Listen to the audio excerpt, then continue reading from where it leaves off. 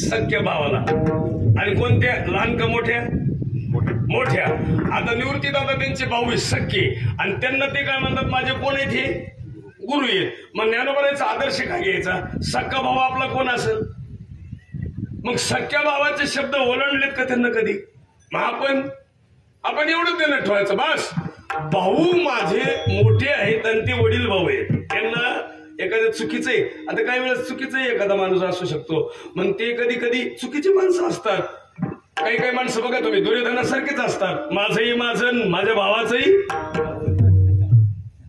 अशी पण असतात काही तर तुम्ही खोटं बोलत नाही म्हणजे खास आहे बोलू नाही तरी बोलतो सहज सांगतो तुमच्या ध्यानात आई खरं सांगा मला सगळ्या महिला आहेत तुम्ही जावाची जमीन वाटून घेता का नाही सख्या बरोबर आहे जाऊ जवळ राहते का तुमची बहीण हा जाऊ बहीण कामाला येईन का जाऊ हा जाऊ तुम्ही घरी नाही तर पोरायला जेवाय घालायचं कोण कामाला येईन बरं जाऊच येईन का नाही मग तुमचं प्रेम कोणावर असावं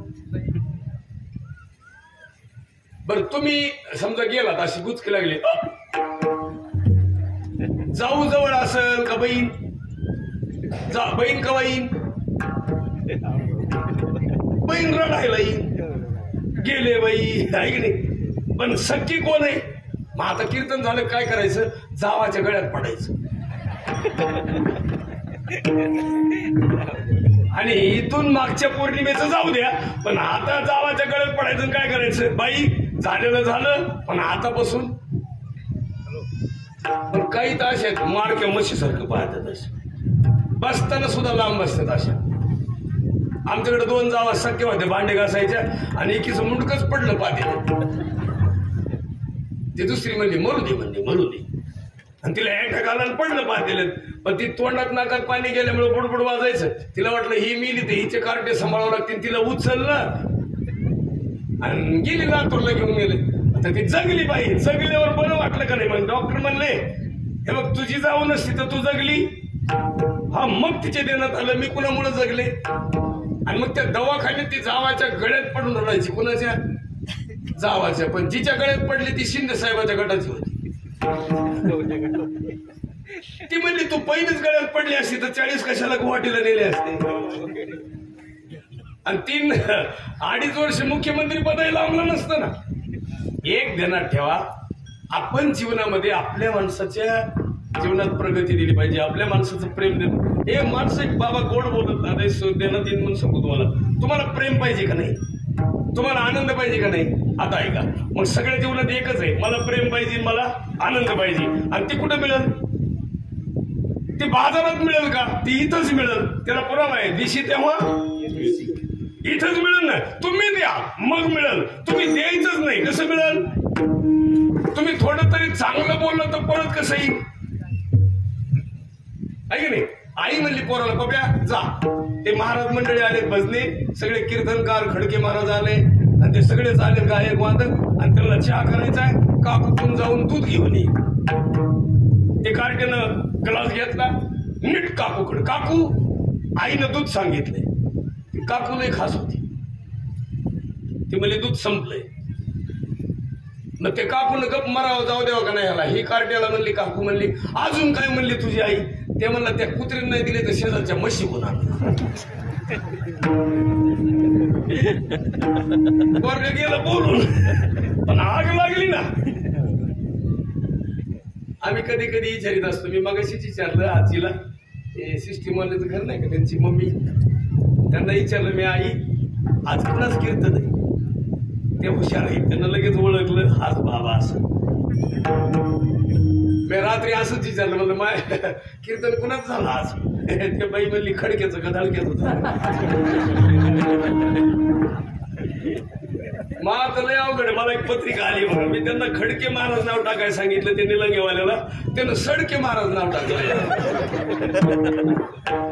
सांगितलं खडके, टाकते सडके.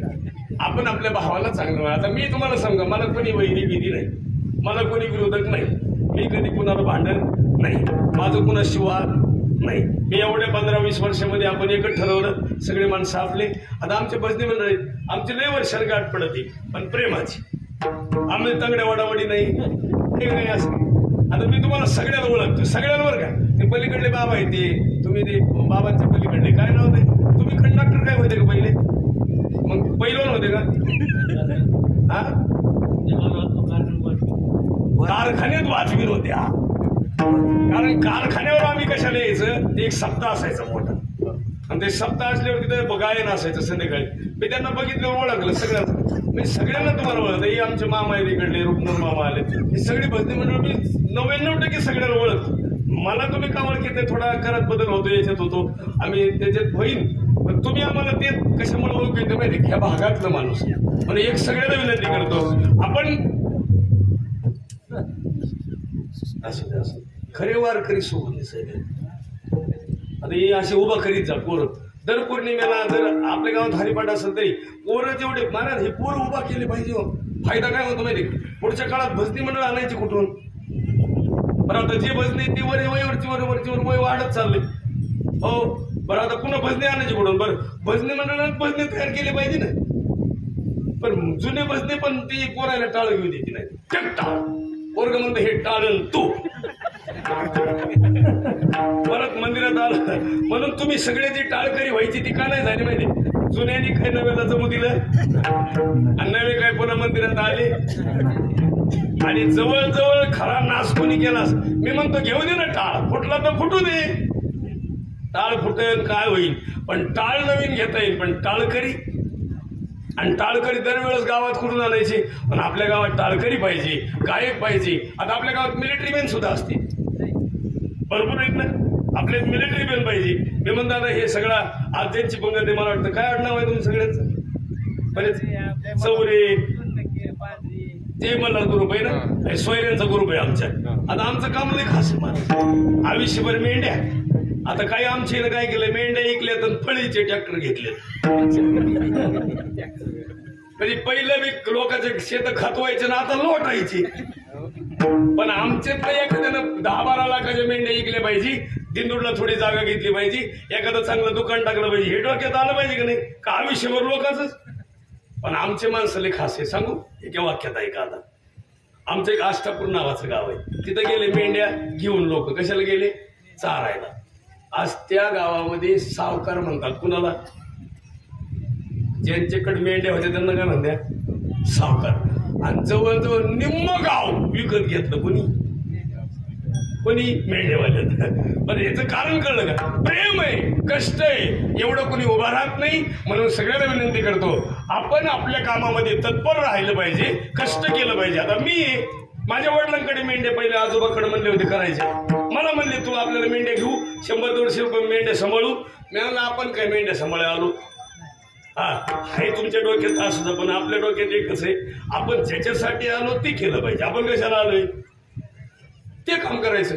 आपण जगाच्या कल्याणात संतांची विभूती देहकष्टभीती या जगात काहीतरी करण्यासाठी आलो. काय करायचं मग? उत्तमाची उली मग दिंडी काढली पाहिजे, वारकरी झालं पाहिजे, वैष्णव झालं पाहिजे, पोरं शिकवले पाहिजे, मंदिरं बांधले पाहिजे. हे पण काम आहे आपलं. हेच यामा करणे काम.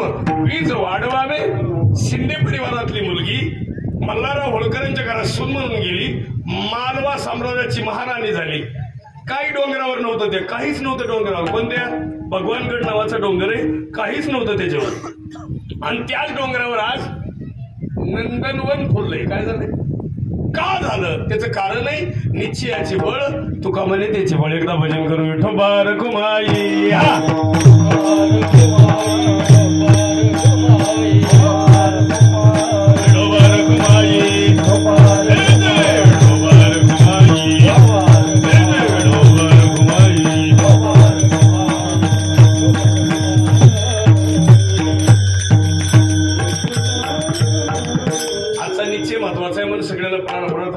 जास्त वेळ नाही घेणार, पण सगळे पाऊस उघडल्यामुळे बरं वाटतंय. आज जरा थोडं मोकळं दिसायला लागले. आणि आपल्या भागातली प्रगती खरंच महत्वाची. आपल्या भागात कापूस आहे, परंपरा आहे, चांगले, पण कमी बजेटमध्ये इतकं सगळं करणं सोपं नाही. आम्ही ज्या भागात राहतो का नाही महाराज, दोन्ही बाजूला कॅनल आला. पहिलं नदी फुल गोदावरी सारखी भरलेली, आणि आता कॅनल आहे. काय शेतकऱ्याला कमी? काय कमी? आपल्याकडे नेमकं काय झाले? एक तर वरून पाऊसच कमी असते, आणि पाऊस कमी असल्यामुळे पाणी अडवत नाहीत लोक. आता हे झालं, धरण भरलं, पाणी निघून जाते, आणि एवढं धरण पुरण कुठवर. पण पहिल्या काळात धरणं झाले असते. आता कुणी होऊ देणार नाही आणि होणार नाही. झालं तरी वर डोंगरातच होतील, खाली तर नाही. पण एवढं जायकवाडी सारखा प्रकल्प होता, त्याचं पाणी खालून गेलं. तेच एखादा फाटा जरी इकून गेला असता परळीपर्यंत, तर ह्या सगळ्या गावाचं काय झालं असतं? पण ते राहिलं. आपण त्याच्यातून गेलो, आपल्या सगळ्यांची प्रगती नाही झाली. त्याचं कारण का नाही? आपल्याला पाणी महत्वाचे. आणि जितकं पाणी, ते गणपतराव देशमुख नावाचं सांगोलीचं आमदार मरून गेलं बिचार. प्रत्येक ठिकाणी त्यांना काय केले? बोरं घेतले, 200 फूट नदीत बोरं घेतली. नदीला आलेलं पाणी त्याच्यात साठवलं, आणि ते पाणी त्या काळात साठवल्यामुळं आज सगळा शेतकरी तिथं सुखी आहे. सगळे शेतकरी सुखी. म्हणून बोर कधी बुजून टाकायचं नाही. उलट आता पावसाळ्यात पाणी. आता तुम्हाला आपल्याला वाटतं बा पाणी नाही. तुमचे 50 एकरचे मालक आहे, 10 एकरचे, 5 एकरचे. मी म्हणतो 1 एकरचं शेततळं घ्या ना. मागं त्याला शेततळ प्रकल्प होता, मागं अर्धा एकरचं शेततळ बांधलं, खाल्लं बाबा, सरकार देणे ना. पण फायदा काय होईल माहिती का? 10 गुंठेचा असो, 5 गुंठेचा असो, शेततळ पाहिजे. शेततळ्यात पाणी साठवलं पाहिजे, कागद टाकलं पाहिजे. आपली प्रगती कोणी करायची? सरकारच्या योजना आपण वापरले पाहिजे. आपलं नेमकं काय होतं? शेतकरी फक्त तेवढंच काम करतो, पेरलायचा कापूस झालं, 5-6 महिन्यात मोकळं काम. शेवटच्या काळात तेही कामाला येईल. आणि महत्वाच्या सूचना का महत्वाच्या आहेत माहिती का? आपल्या गावामध्ये मेडिकल आता आलं असं, आता आलंय. मी मग अशी विचारलं, मेडिकल आले. एक डॉक्टर पाहिजे, एक मेडिकल पाहिजे गावात, ऍम्ब्युलन्स पाहिजे एखादी, नसेल तर गाड्या आहेत, पण पाहिजे गावाला. आणि एक डॉक्टर तर नक्कीच पाहिजे, एक मेडिकल पाहिजे. का? आणि दारूचं दुकान नसेल आपल्या गावात.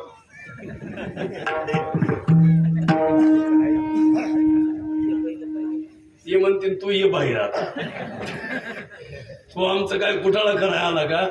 ज्याच्यामुळं गावामध्ये, प्रत्येक गावात 10 सुना विधवा आहेत. प्रत्येक गावात तुम्ही कुठेही जा, कोणत्याही तुम्ही बीड जिल्ह्यातल्या गावात जा, प्रत्येक गावात 10 सुना विधवा आहेत. मुली टाकून दिलेले. एकदा मकर नानासपुरे आणि नाना पाटेकर होते. नाना पाटेकरने विचारलं, या 125 महिला उभा राहिल्या त्या कोण आहेत? ते म्हणजे प्रत्येक मकर नानासपुरे म्हणले, या प्रत्येकीचे पती वारलेले. म्हणून नाना पाटेकरांनी त्यांना प्रत्येकी 15,000 रुपये काहीतरी मानधन दिलं. मला सांगायचं काय, आपल्याच जिल्ह्यामध्ये टाकून देण्याची संख्या जास्त आहे, दारू पिणाऱ्याची संख्या जास्त आहे. आज मला सांगा, 25 वर्षामध्ये जर एखादा मुलगा गेला, 50 वर्षाचा एखादा माणूस गेला, मी काल 10व्याला होतो, 50 वर्षात माणूस मेला दारू पिऊन मरून गेलं. मग घरच्या मागचेच काय आणि पुन्हा तुला यायचं नाही राजा, पुन्हा यायचं कधी? अरे आपण सगळेजण आहेत, आपण सांगूनही लोकांना कळत नाही, इलाज नाही त्याला. म्हणून जाता जाता विनंती करायची मला सगळ्याला, आयुष्यभर काही नका करू. महिलांनाही विनंती करतो सगळ्यांना, आई ना हे उपास तापास धरीत बसत जाऊ नका. महिला मंडळ तुम्हाला उपास सांगतोय का, तुम्ही चतुर्थी धरू नका, फक्त उंदर मारू नका.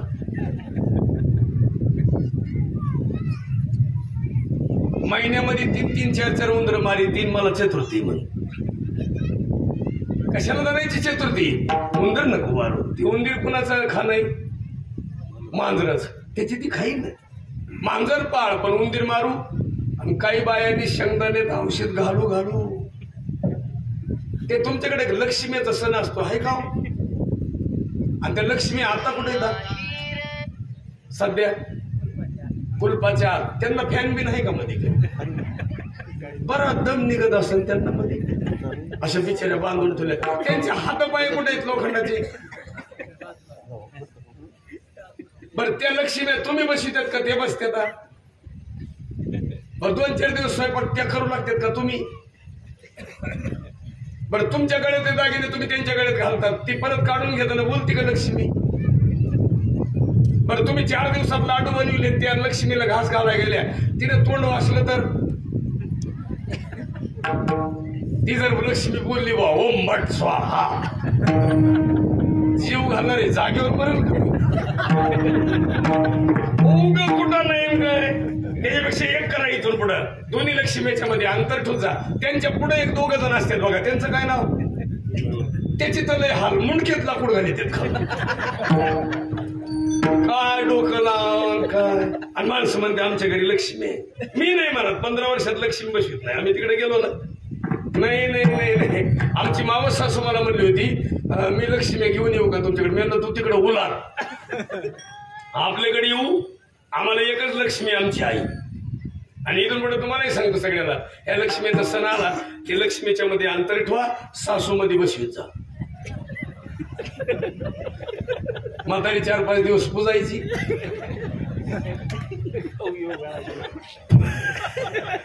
सहाव्या दिवशी म्हातारी उचलायची, गंगाला न्यायची, गंगाला. आणि पवनेरला लय मोठा पूल आहे. अरे खरी लक्ष्मी घरात उपाशी मारी ती बाया म्हणते आमच्या घरी लक्ष्मी आल्या. ती काही एसटीने आल्या बाई. मी नाही मारत बांगडीत पडत. नाही नाही नाही, इथून पडत ती एक बंद करा, एक बंद करा म्हणजे सण सुटवा, पण सासू सासऱ्याला सांभाळा. आज निम्मे सुन आहे, सासू सासऱ्याला सांभाळीत नाही. नाही नाही नाही मारत, सांभाळती नाही हो. अरे आज आपल्या जिल्ह्यात जेवढी मायबापाची हाल आहे तेवढी कोणत्या जिल्ह्यात नाही. बायको मरून गेली, म्हाताऱ्याला आता भूक लागलेली, भाकर खायची, त्यांना माणसं बोलत पण नाही. नवरा मरून गेला, म्हातारा माणूस घरात आहे, सुना टाकून बोलतात. 2-2 पोरायची आई आहे, 2-3 मुली आहेत. पण आज म्हाताऱ्या माणसाचे हाल आहे. आणि माणसं म्हणते आम्ही रामायण, काय आला रामायण ऐकत होतो? आणि काय माणसं म्हणते आम्ही वारी केली, दिंडी केली. अरे ठाईच बैसवानी, त्याला गरज नाही कुठं जायची. पंढरपूरला गेलं म्हातारं, 3 महिना नाही आलं, वैतागलं. मग घरच्या माणसाने स्वतःस्वत करावं का नाही? ती उलटे मेंदूचे घरचे बी लोक. आणि म्हातारच नाही सापडायला गेले महाराज. एके दिवशी पोरगी आली म्हणली मा बाप पुढे, त्यानं सांगितलं म्हातारं गेलं. अरे ते म्हणजे सापडायचं ना तुम्ही. ते म्हणले कुठं सापडावं काय? पोरायला काय गरज नाही महाराज बापाची. नाही नाही नाही महाराज, त्या पोरीनं पोलीस केस केली, माझा बाप सापडल. पोलिसाला एके दिवशी प्रेत सापडलं समृद्धी हवेला, जाळण्याची घटना आहे. पोलिसांनी प्रेत दिला आणून गठोडं बांधून, तुमचा बाप सापडला. मग ह्या कार्टीनं तोंड उघडून बघावं का नाही? मात्र रात्रीचं 2:30 वाजताच जाळलं. पावा का नाही? चाललं म्हातारं, सावडलं, म्हाताऱ्याची राख आणून पैठणला टाकली. म्हाताऱ्याचं गोड जेवण गावात ठेवलं, मला बोलवलं. बसनी मंडळ टाळकरी मला 15,000 दिले. गाव जेवलं बुंदी खाली गावात. पुरीला कपडे घेतले, जावायला कपडे, सगळं घर गेलं. आणि येळा मुशाला मात्र घरी आलो.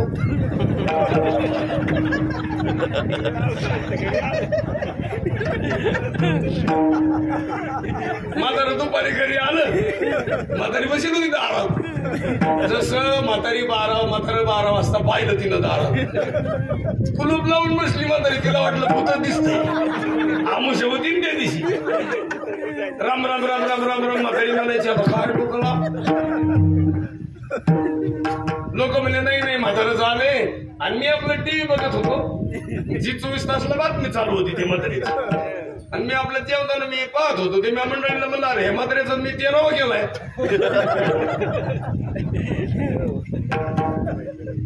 मंडळी म्हणली तुम्ही सावध होतात का त्या दिवशी का घेतली होती. अरे त्याचा 13वा केलाय. ते जीवन दे म्हणलं का मरायचं. महाराज मी फोन लावला त्याच्या पोराला म्हणलं तो बाप सापडलं काय म्हणले म्हातारा इथंच आहे. मी म्हणलं दे बरं फोन म्हाताऱ्याला. दिला फोन तरी बाबाला म्हणलं बाबा तुम्ही कसं काय आले. ती म्हणलं तू कोण आहे. नाही मी खडके. तू ये का मला खडके महाराज. म्हातारा मला म्हणायचं लुटायला आलता का तू आमच्या घरी. 15,000 घेऊन गेला. घर आमचं ₹1,00,000 टाकलं. म्हणलं बाबा मला पोरानं बोलवलं म्हणून आलो. म्हातारा मला हळूच म्हणलं कावळा आलता का.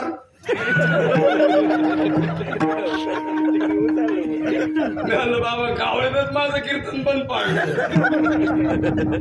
तो म्हणला आजी दादाच्या गटाचा होता काय ना तो.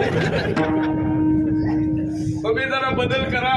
जीवनात बदल केला पाहिजे महाराज. आपण काय झालं पाहिजे नुसते कीर्तन ऐकायचे.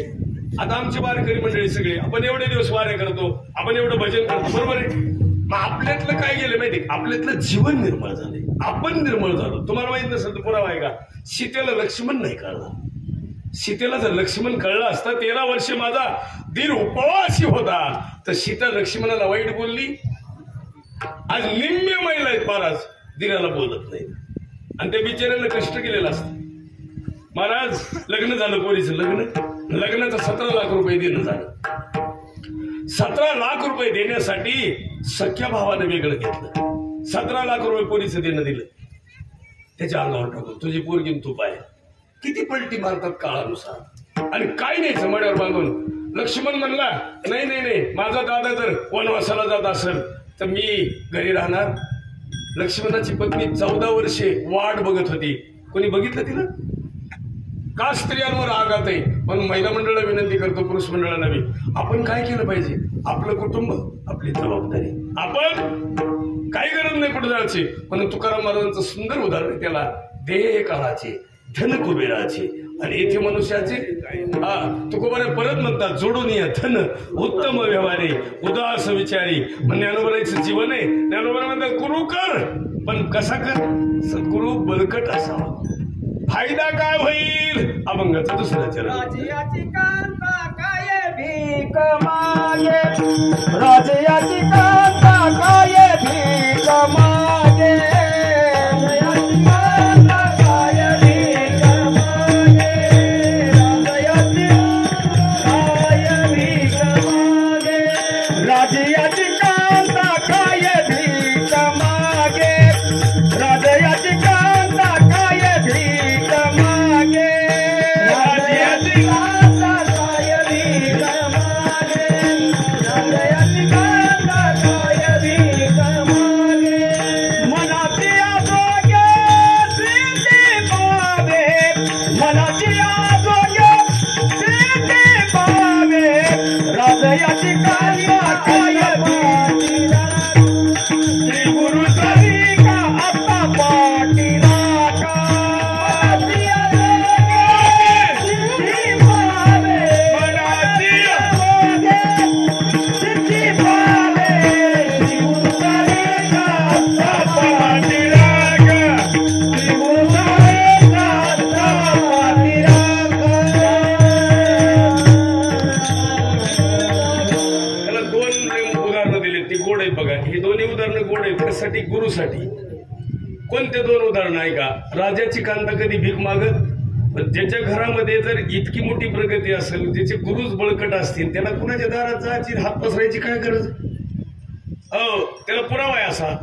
श्रीमंत घरातले माणसं कधी कोणाच्या दारात जात कशाला जातील. दर 5 वर्षालाच येतात फक्त. कशाला काय द्या, हा मतदान द्या म्हणे ना. हे मोठे लोक तेवढे 5 दिवस 10 दिवस 15 दिवस फिरले की पुन्हा 5 वर्ष येत. आता कोणी क्वार्टर देत नाही, कोणी काही म्हणत नाही कोणाच्या दार. आता नवीन आता एक खेळ आले. आता शेतकरी मेळावे सुरू झाले. आता शेतकऱ्याचा लगेच कळवा आला. कवा आता आमदारकी जवळ आली का कळवा आला. खासदारकी होती तेव्हा शेतकरीच आहे का दुसरं काय आहे त्याला. आपल्याला कोण आहे फक्त तेवढ्या पुरतं लोक जजमेंट करतात. पुन्हा आपल्याला दुःख भोगावं लागतं. म्हणून आपल्याला कायमस्वरूपी कुणीतरी काही देतं का. चला तुम्हाला आहे ना धरणाचा एक कॅनल देऊ म्हणलं कधी. तुम्ही चला इकडे बघायला उजनीकडे 150 फूट खाली डंपर सोडल्या जातं. डंपर बरं का खाली 150 फूट. आणि ते 150 फूट सोडलेलं डंपर 6, 7, 10, 15 किलोमीटर खालून जात. भूमीतून खाली मोठी नदी बनवली. आणि म्हणजे ते निरेचं पाणी खाली भीमेला आणायचं. आणि भीमेचं पाणी उद्या गोदावरीत आणायला पाहिजे की नाही. जर हे कृष्णाचं पाणी जर इकडे आणत असतील, कृष्णा खोरे प्रकल्पाचं आहे चालू. मी म्हणतो ते जर पाणी इकडे बीड जिल्ह्याला आणलं आम्हाला दिलं तर आम्हाला काय गरज आहे कुणाच्या दारात जायची. आमचा सगळा समाज कुठल्याही कारखानदाराला विचारा लेबर कुठल्याही कारखानदाराला. मी गेलतो त्या दिवशी इकडे खाली विठ्ठलराव सगळे साखर कारखाना आहे. मी गेलतो शिंदे साहेबांच्या बबनरावच्या कारखान्याला गेलतो आम्ही. कुणाचे लोक सगळे आपले 50 वर्षे आयुष्य गेलं माणसाचं संपून. 30 वर्ष ऊस तोडला लोकांनी. आयुष्य गेलं. आयुष्यभर ऊस तोडून मोळ्या वाहू गेलं. डोक्याचे केस कमी झाले पण त्यांना सुख आहे समाधान आहे. मिळाले असतील 4-4 लाख रुपये आज उचलले. चांगलं काम आहे. प्रगती येते पैसा येतो भरपूर आहे. पण आयुष्यभर लोकांच्या दारात.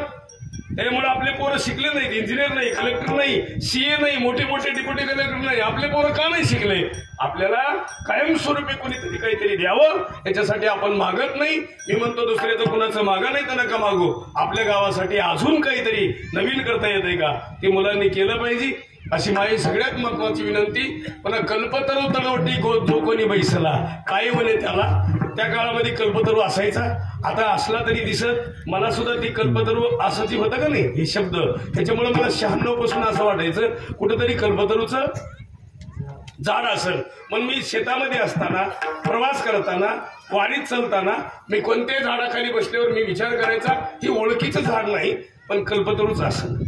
ओळखीचं नाही पण कल्पतरू असन. पण मला एक दिवस सावलीला बसल्यावर ध्यानात आलं कल्पतरूचं झाड नाही, कल्पतरू वृक्ष नाही, कल्पतरू बघायची गरज नाही. कल्पतरू म्हणजे गुरु. कल्पतरू कोण. गुरु. त्याच्याकडून ज्ञान घेतलं तो कल्पतरू. कारण त्या ज्ञानानं तुमच्या आयुष्याची प्रगती होती. म्हणून मी इंदोरीकरांच्या सावलीला बसलो. कुणाच्या बसताना कुणाच्या सावलीला बसायचे याला किंमत आहे. मग कल्पतरू तळवटी जो कोणी बैसला काय उणे त्याला सांगत काय उणे कुणाला. आणि म्हणून कल्पतरू ही वृक्ष आता सापडणार नाही. ते बघायची गरज नाही. तुम्ही नर्मदा परिक्रमा केली तरी सापडणार नाही. पण एक नक्कीच आहे गुरु कल्पतरूचं झाड आहे. आईबाप कल्पतरू. आता आईबाप कल्पतरूचं झाड नाही का. जे मनात इच्छा आहे ते कोण पूर्ण करतं. 15 लाख रुपये भरायचे पप्पा काय करू. 15 लाख रुपये भरायचेत ना. नोकरी बर तुझी नोकरी कायमस्वरूपी का. बर एक करतो 1 एकर जमीन विकतो 15 लाख देतो. तुझ्या मनाची इच्छा आहे कुणी पूर्ण केली बापाने. बंगला कुणी बांधला बापाने. जमीन कुणी घेतली बापाने. घरदार कोणी तयार केले बापाने. मग कल्पतरू कुठं सापडी द्या. तुमच्या मनातली इच्छा पूर्ण करणारे आईबापच कल्पतरूचं झाड आहे. म्हणून जाता जाता कल्पतरू तळवटी जो कोणी बैसला काय म्हणे त्याला सांगा तुझी. आणि शेवटच्या चरणात सांगतात ज्ञानदेव म्हणे तरलो तरल ज्ञानदेव म्हणे तरलो तरल ज्ञानदेव म्हणे. एक ताल तरी हा.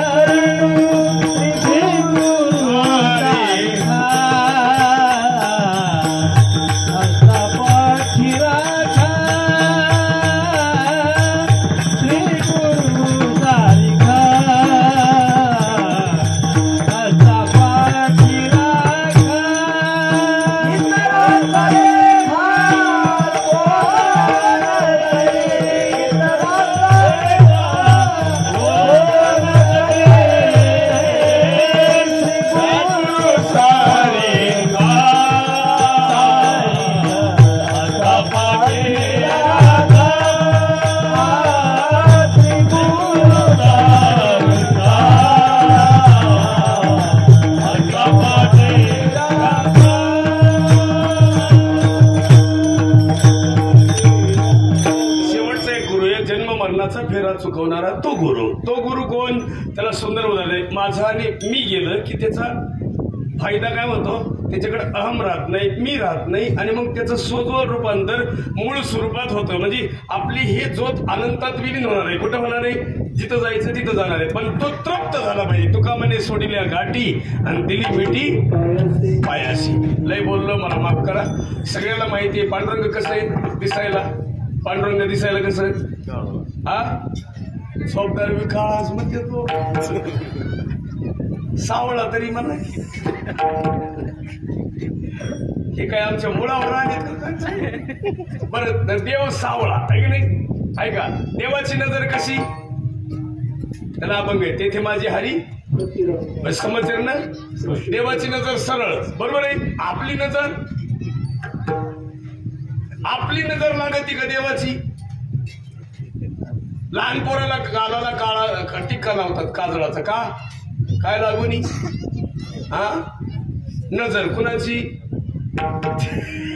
आल्या गेल्याची, आजच्या महाराजाची. मी एक गाडी घेतली बघा आता नवी. गाडी घेतल्यावर ती गाडी येणार आहे, तर त्याच्या अगोदरच आमच्या मिळून मला फोन आला, म्हणजे दाजी आता मी तुमचं ऐकणार नाही, लय ऍक्सिडेंट झाले तुमचे. आता मी काळी भावली बांधून घेतली आणि तिला मिरची लिंबून कातडं बांधायचं, ती भावली तुमच्या गाडीला बांधायची. म्हणजे फायदा काय होईल? गाडीला काय लागणार नाही. नजर कुणाची? लोकाची. म्हणलं तुला येड लागलं का? एवढा मोठा काळा भावला कुठं बसलेला असतो रोज. पहिलं याला नजर लागेल का गाडीला? निव्वळ लोक आहेत महाराज. काय गरज आहे का? नजर बिजर कुणाची कुणाला लागत नाही. आणि लागल्या त्या नजरा सांगतो ऐका. छत्रपती शंभूराजांच्या शेवटच्या राज्यकारभाराला नजर लागली आनाजी पंताची. कुणाची? मल्हारराव होळकरांच्या मालवा साम्राज्याला नजर लागली त्यांच्या युवयाची. युवाई त्याचं नाव आहे धनाजी सरदार. जास्तीत जास्त जर अहिल्यादेवी होळकराला त्रास कुणाचा झाला असेल, खंडेराव होळकराला त्रास कुणाचा झाला असेल, तर दोन माणसाचा झाला. त्या दोन माणसाचं नाव आहे गणोजी सरदार आणि धनाजी सरदार. गणोजी ही मल्हाररावाची जावाई आणि धनाजी सरदार हा युवाई होता. पण युवाई किंवा जावाई लई दिवस सानिध्यात ठेवायचा. जर कुणाचे आले असतील तर जेवण झाल्यावर ज्याच्या त्याच्या घरी ही पिढा आपल्या घरात ठेवायची. महिला मंडळ, भाऊ कसा असावा? ऐका महिला मंडळ, भाऊ हंपीराव मोहिते पाटलांसारखा असावा, पण भाऊ शकुनी सारखा नसावा. शकुनीनं 100 भाच्य संपवले. कुणाचे? गांधारीचे पोरं, सख्या मामानं आणि सक्का भाऊ. म्हणून तुम्ही कधीच भावाला मुक्कामाला ठेवायचं. आता नेमके भाऊ आले असतील, ती म्हणतील ही महाराज आणला कुठवर. भाऊ असावा पण तसा नसावा. म्हणून जाता जाता विनंती करतो, मामा कसा असावा, आई कशी असावी यात गरजेचं आहे. आपल्या इकडे सप्ताही असेल गावात मोठा. आमच्याकडे सप्ताह असतो मोठा. आमच्याकडे सप्ताह इना नसतो सप्त्याला काही भागात. तुमच्याकडे? आमच्याकडे इनाच बंद केला. लईच अवघड झालंय. इनाच नाहीत घेत तर काय होतं नाव. हो, आमच्याकडे तर 2 उक्ते आणले होते इना घ्यायला 15,000 रुपयाला ठरवून. एक इनं घ्यायचं आणि एक झोपायचं. एकानं म्हणलं कवा 4 वाजायची, त्यानं घड्याळीचं काच काढला, डायरेक्ट तास काढा फिरावला. 1 वाजता 4 वाजले. जे झोपलं त्याला म्हणलं बघ उठ 4 वाजले. ते म्हणलं डोळा तर लागू दे.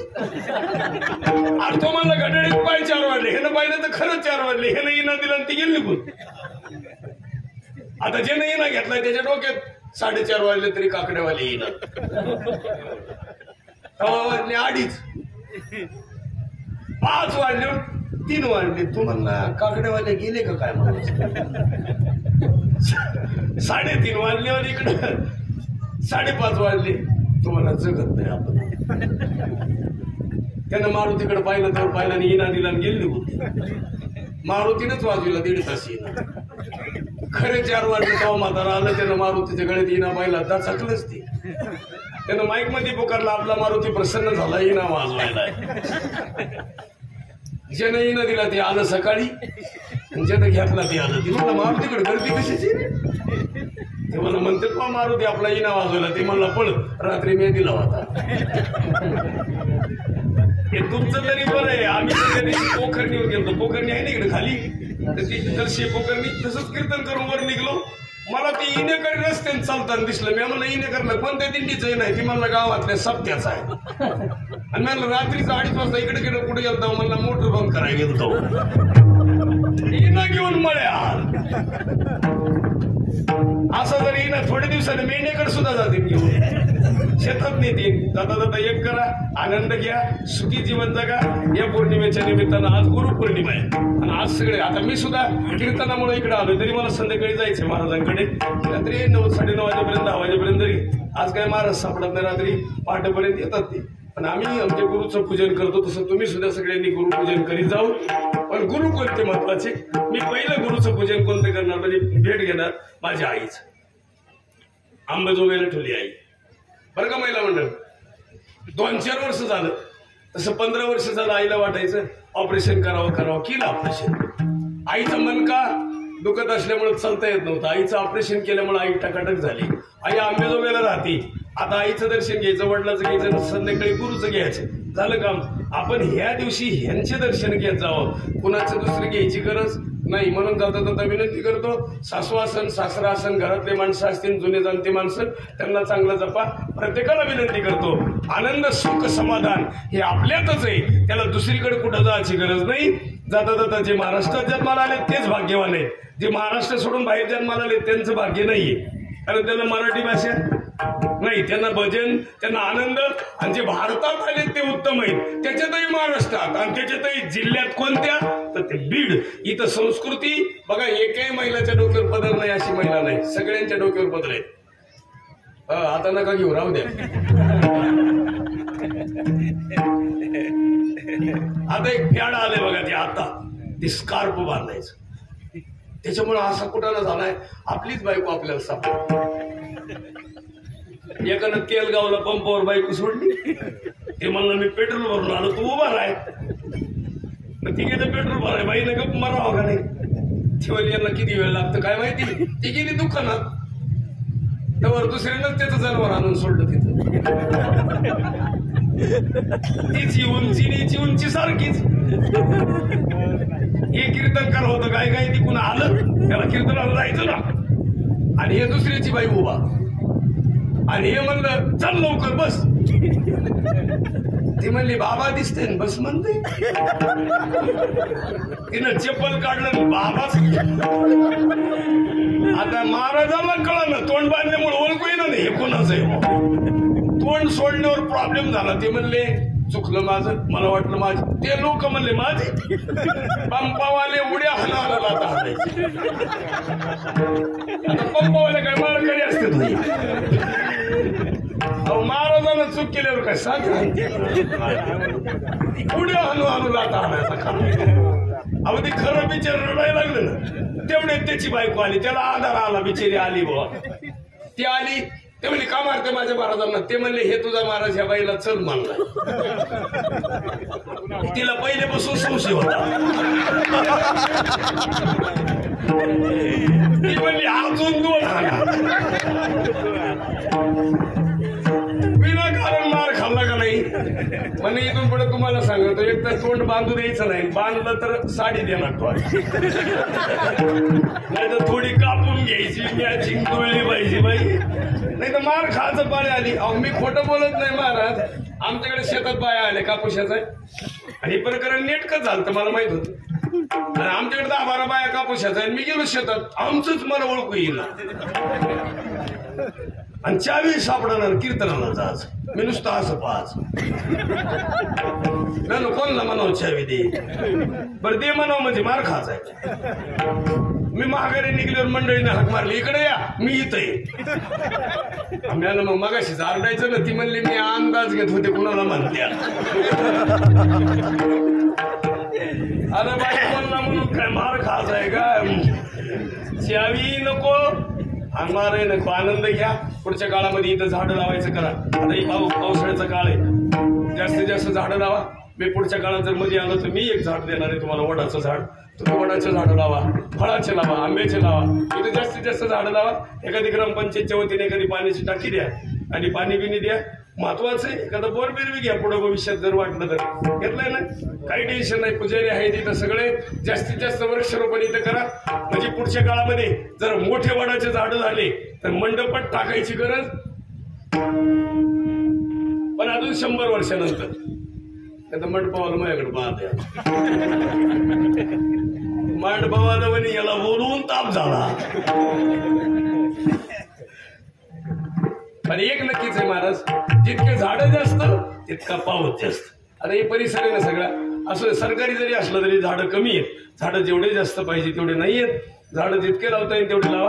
प्रत्येक वेळेस पौर्णिमेला येताना, पुढच्या पौर्णिमेला येताना प्रत्येक महिन्यानं संकल्प केला पाहिजे, बस मी एक झाड नवीन येतं आणि ते झाड जगवीन. पण मध्ये जर कधी मी आले आठवड्यात तर झाडाकडे लक्ष देईन. पण झाडं चांगले आणा आणि झाडं लावा, फक्त गांजेची आणू नका. ते सांगायला गेलं की दुसरंच व्हायचं. गळ्यात मार्गाला कपडाला गंधराव परत परत तुमच्या दर्शनाचे उत्तर उत्तर संतांची वारकरी सेवा तुमच्याकडून घडावी, असं धर्माचं कार्य तुमच्याकडून वाढीस लागावं. गाव एकत्र आहे, चांगल्या विचाराचं आहे. महाराज वाल्या कोळ्याचं काय झालं? वाल्मिक ऋषी झालं. आणि रामाचं चरित्र रामाच्या अगोदर कुणी लिहिलं? आता ऐका बरं का, लिहिलं वाल्मिकांनी आणि ऐकलं पण कुणी? रामाने. पहिलं चरित्र रामाचं रामानं ऐकलं आणि कुणाच्या मुखातून ऐकलं तर त्यांच्या मुलांच्या. त्यांचं नाव आहे लवानी. आणि ज्यांना गुरु केला ते गुरु कोण होते? वाल्मिक ऋषी. आणि ते मूळ कोण होते? कोळी. म्हणून वंश उद्धरीला कोळीयाची सुद्धा कीर्ती वाढवली गण, किंवा माळीयाची कीर्ती आपण म्हणतो ना, तसं कोळ्याची कीर्ती वाढवली. म्हणून जी दरोडे टाकायचे, रोज माणसं मारायचे, एक नाही 7 रांजणं भरेपर्यंत माणसं मारले लोक म्हणत्या. पण त्या रांजणात खडे कोणचे होते हे लोकांना कळत नाही. शालिग्राम खडे होते. ते कोणते खडे होते? शालिग्रामाचे. कारण माणसाकडे शालिग्राम पहिला असायचा का, देव नेता येत नाहीत पण शालिग्राम न्यायचं. आणि शालिग्राम म्हणजे तो खडा आहे. पण ते खडे तिथं टाकून टाकून माणसं मेले. पण तेच वाल्मिक ऋषी कोण झाले? वाल्या कोळ्याचे वाल्मिक ऋषी झाले. आणि बोलिले वाल्मिक तैशाची वरतून दावीन नामा म्हणे. पुन्हा जाता जाता विनंती करतो, आनंद घ्या, सुखी जीवन जगा आणि वारी दिंडी करत जा. आयुष्य आहे तोपर्यंत चांगलं जीवन जगा, एवढीच अपेक्षा करूया. धन्यवाद. जय ज्ञानेश्वर.